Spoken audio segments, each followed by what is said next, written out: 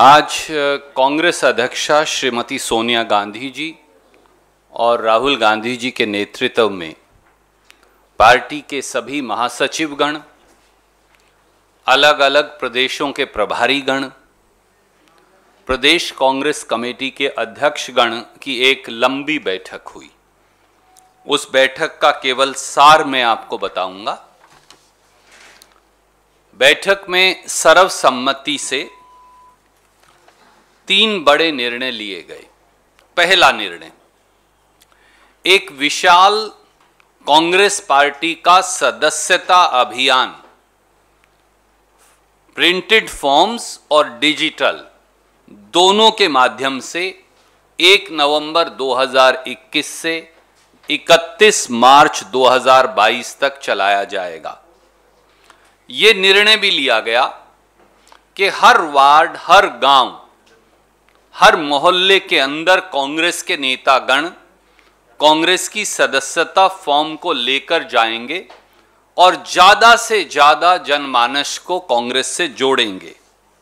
ये निर्णय भी लिया गया कि आज के दिन जब अनुसूचित जाति, अनुसूचित जनजाति, पिछड़े वर्ग, अल्पसंख्यक, महिलाएं सरकार की बेरहम नीतियों की मार झेल रहे हैं, तो कांग्रेस के सदस्यता अभियान को उस पीड़ा से जोड़ा जाएगा और बाकायदा इस बात के लिए जागरण किया जाएगा, जागृति पैदा की जाएगी कि पेट्रोल के दाम, डीजल के दाम, रसोई गैस के दाम, खाना पकाने के तेल के दाम, सब्जियों के दाम, दूसरी खाद्य वस्तुओं के दाम और जिस प्रकार से अफरा तफरी का अर्थव्यवस्था का माहौल है, जिसमें करोड़ों बेरोजगार हो गए हैं और युवाओं के लिए रोजगार नहीं, उसका एक ही सॉल्यूशन है, एक ही हल है और वो है कांग्रेस पार्टी के सदस्यता अभियान से जुड़ना। कांग्रेस के सदस्यता अभियान से जुड़िए, कांग्रेस की नीतियों से जुड़िए, भाजपा से निजात दिलवाइए देश को और इसे देश का सबसे बड़ा सदस्यता अभियान बनाइए।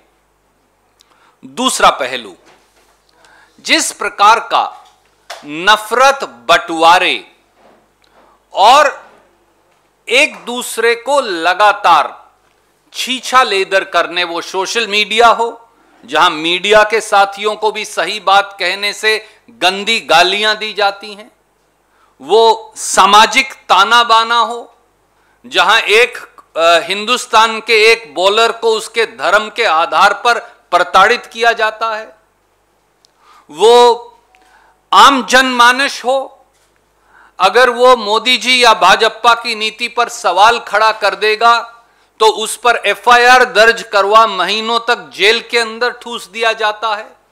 एक पूरा जो नफरत का वातावरण है, उस नफरत के वातावरण को जिसमें हिंदुस्तान के संविधान और प्रजातंत्र दोनों पर हमला है, उससे लोहा लेने के लिए एक वैचारिक जंग का ऐलान, एक वैचारिक लड़ाई का ऐलान ट्रेनिंग प्रोग्राम्स के माध्यम से कांग्रेस पार्टी ने करने का निर्णय लिया, जिसमें प्रदेश और देश के सबसे बड़े नेता भी शामिल हों और साधारण से साधारण कार्यकर्ता भी शामिल हो। और तीसरा पहलू था एक व्यापक जमीनी आंदोलन। कांग्रेस अध्यक्षा के नेतृत्व में खास तौर से राहुल गांधी जी ने जो बात इस पूरी बैठक में कही, ये निर्णय लिया गया कि केवल एक रास्ता है और वो रास्ता है एक व्यापक जमीनी आंदोलन। कांग्रेस पार्टी ने उसे जन जागरण अभियान का नाम दिया है, एक नई जागृति जनता में पैदा करने का।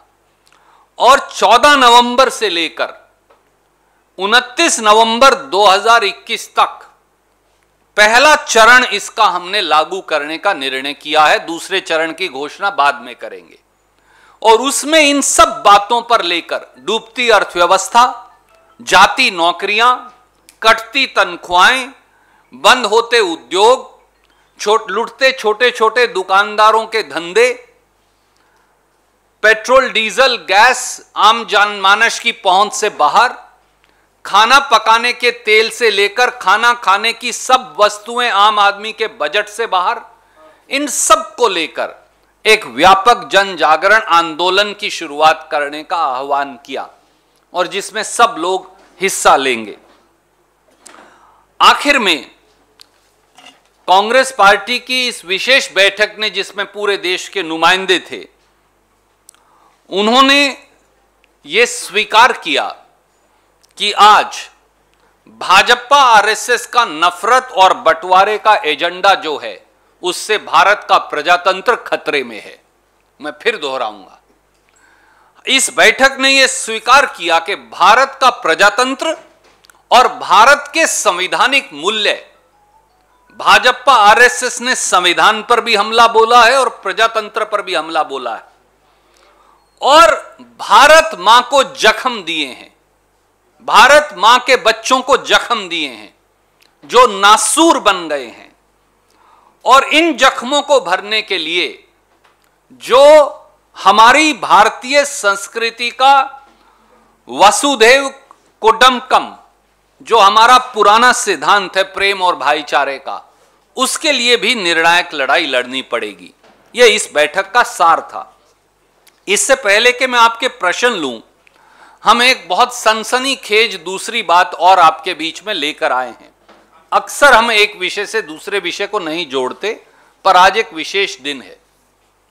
मेरे साथ मेरे साथी दिनेश गुंडू राव जी हैं, जो गोवा और तमिलनाडु दोनों के प्रभारी हैं।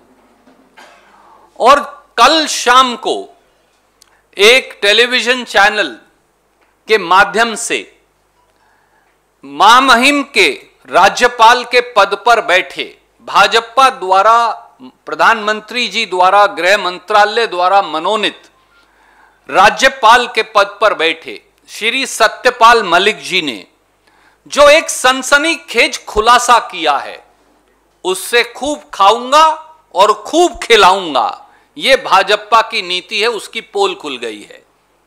चार बातें मैं कहूंगा और फिर दिनेश जी उसमें अपनी बात जोड़ेंगे और हम आपके सवाल लेंगे। सत्यपाल मलिक जी अक्टूबर 2019 से अगस्त 2020 तक गोवा के गवर्नर थे। भारतीय जनता पार्टी ने उन्हें गवर्नर नियुक्त किया था।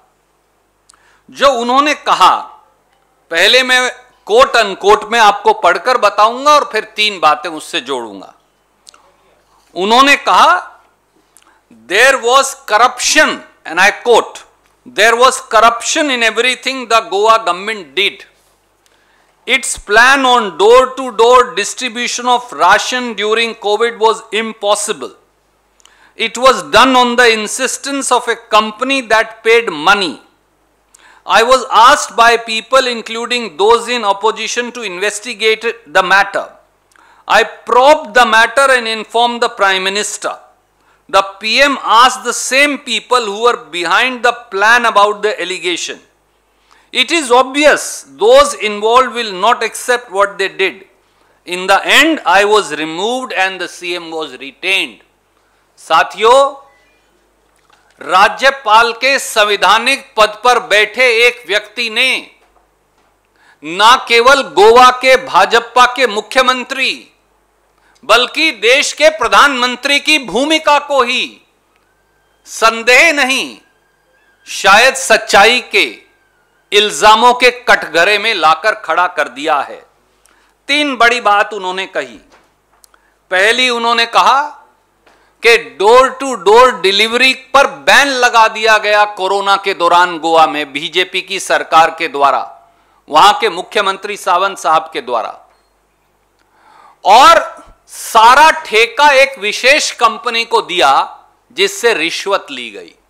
यह मैं नहीं कह रहा, यह दिनेश गुंडू राव जी नहीं कह रहे, यह गोवा के उस समय के गवर्नर कह रहे हैं जो आज भी महामहिम के पद पर हैं। गवर्नर यह कह रहे हैं कि गोवा की बीजेपी की सरकार ने मूलभूत इस्तेमाल की चीजों की खरीद पर बैन लगाकर एक कंपनी से पैसे लेकर डोर टू डोर डिलीवरी का इंतजाम किया, जिसका उपभोक्ता गोवा के लोगों ने।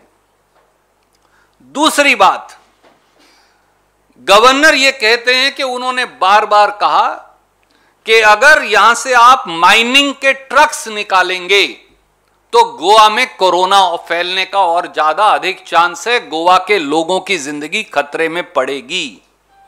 इसके बावजूद भी भाजपा के गोवा के मुख्यमंत्री ने माइनिंग माफिया से मिलकर वो ट्रक निकालने की इजाजत दी।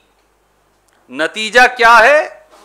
गोवा में 1,77,915 लोग कोरोना वायरस से ग्रस्त हुए और 3,358 गोवा के नागरिकों की मौत हुई। क्या ये सारा काम भी उसके अंदर उनकी जिम्मेवारी नहीं? हमारी इसलिए सीधे सीधे 5 छोटे से सवाल हैं और मांग हैं। गोवा के मुख्यमंत्री और गोवा की भाजपा सरकार को वहां के महामहिम द्वारा भ्रष्टाचार में संलिप्त पाए जाने के इल्जाम के बाद एक दिन भी सत्ता में बने रहने का अधिकार नहीं। गोवा के मुख्यमंत्री और पूरी कैबिनेट को बर्खास्त किया जाए। दूसरा, गोवा के मुख्यमंत्री और मंत्रिमंडल के वो सब लोग और अधिकारीगण जो इसमें संलिप्त थे, उन पर एफआईआर दर्ज कर बाकायदा जांच बिठाई जाए। और क्योंकि यहां बिल्ली दूध की रखवाली है, प्रधानमंत्री को जब भ्रष्टाचार के बारे में बताया गया तो उन्होंने गवर्नर को हटा दिया, मुख्यमंत्री को हटाने की बजाय। इसलिए सुप्रीम कोर्ट के सिटिंग जज के नीचे यह जांच हो।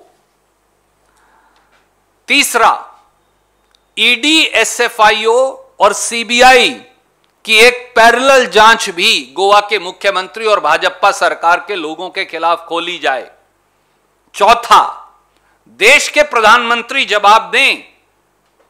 यह खबर है आज गोवा के सबसे प्रोमिनेंट अखबारों की, उस पर लिखा है Goa CM is corrupt, he was retained, I was removed. यह मैं नहीं कह रहा, यह दिनेश गुंडू राव नहीं कह रहे, ये वहां के महामहिम राज्यपाल कह रहे हैं जो आज भी राज्यपाल हैं।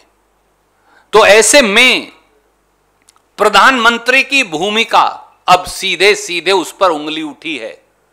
जब आपके महामहिम राज्यपाल ने गोवा में बीजेपी के मुख्यमंत्री और सरकार द्वारा भ्रष्टाचार की बात कही, तो प्रधानमंत्री जी, आपने भ्रष्टाचारी भाजपा सरकार को हटाने की बजाय वहां के महामहिम राज्यपाल को क्यों हटा दिया?